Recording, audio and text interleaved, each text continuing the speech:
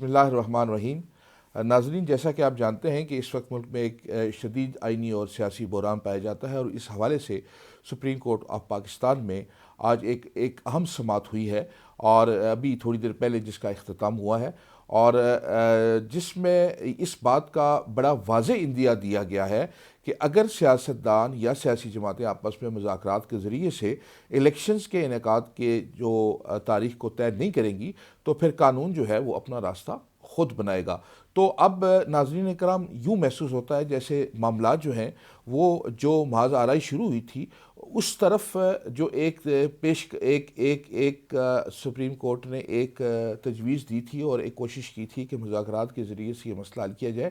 تو جو گزشتہ روز پارلیمنٹ کی کارروائی ہے اور سیاستدانوں کے اور وزیر اعظم کا جو بیان ہے، اس سے یہ بات پتہ چلتی ہے کہ شاید بلکہ یقیناً جو ہے وہ حکومت جو ہے وہ سپریم کورٹ کے جو تجویز ہے یا سپریم کورٹ کی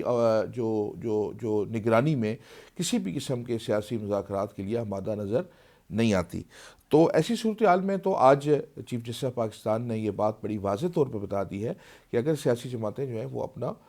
لائے عمل یا اپنے مذاکرات کے ذریعے اس مسئلے کو حل نہیں کریں گی، تو پھر آئین اور قانون اپنا راستہ خود بنائے گا، جس کا مطلب آپ سمجھتے ہیں کہ پھر ایسی صورتحال میں سپریم کورٹ کو انتہائی قدم بھی اٹھا سکتی ہے۔ اب تک کی جو صورتحال ہے اس میں سپریم کورٹ نے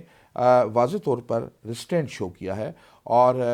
اس بات کا بار بار اعادہ کیا ہے کہ معاملات کو مذاکرات کے ذریعے سے حل کیا جائے، لیکن ناظرین اکرام، یوں محسوس ہوتا ہے جیسے حکومت پہ سنجیدہ نہیں ہے، اور حکومت خود نہیں بلکہ یوں محسوس یہ بھی ہوتا ہے کہ حکومت کے اندر جتنی بھی سیاسی جماعتیں ہیں اور جو مقتدر قوتیں ہیں اور جو لوگ ان معاملات میں جن کا عمل دخل رہا ہے، وہ بھی شاید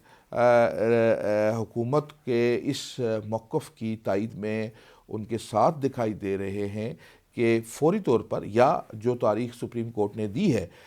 یا اس سے بھی آگے بڑھ کر جو مذاکرات کے ذریعے سے اگر کوئی مستقبل قریب میں تاریخ دی جائے، تو اس پر حکومت اور اس کی اتحادی جماعتیں جو ہیں وہ الیکشن کروانے پر تیار نظر نہیں آتی۔ اور میں نے یہ بات 2-3 دن پہلے بلکہ ان مذاکرات کے شروع ہونے سے پہلے یہ بات کہی تھی کہ مجھے یوں لگتا ہے جیسے کہ شاید سپریم کورٹ کو کوئی انتہائی قدم اٹھانا پڑے، جس کا نتیجہ نہ صرف یہ کہ جو افراد بلکہ اداروں کے درمیان تصادم جو ہے وہ بڑا واضح اور صاف دکھائی دے رہا ہے، جو کسی بھی طرح سے ریاست اور اس ملک کی سالمیت اور اس کی بقا کے لیے وہ ٹھیک یعنی اس کو متاثر کر سکتا ہے۔ تو ایسی صورتحال میں اب دیکھنا یہ ہے کہ ابھی سپریم کورٹ نے ایک جو آبزرویشن دی ہے اور حکم جاری کیا ہے کہ اس معاملے میں آج کی جو سماعت ہے اس کے لیے ایک جو تحریری حکم نامہ ہے وہ جاری کیا جائے گا۔ اب دیکھتے ہیں کہ وہ تحریری حکم نامہ کیا ہے۔ جو ہی وہ آئے گا تو میں اپنے ناظرین کو اس سلسلے میں اپڈیٹ کروں گا۔ شکریہ، السلام علیکم۔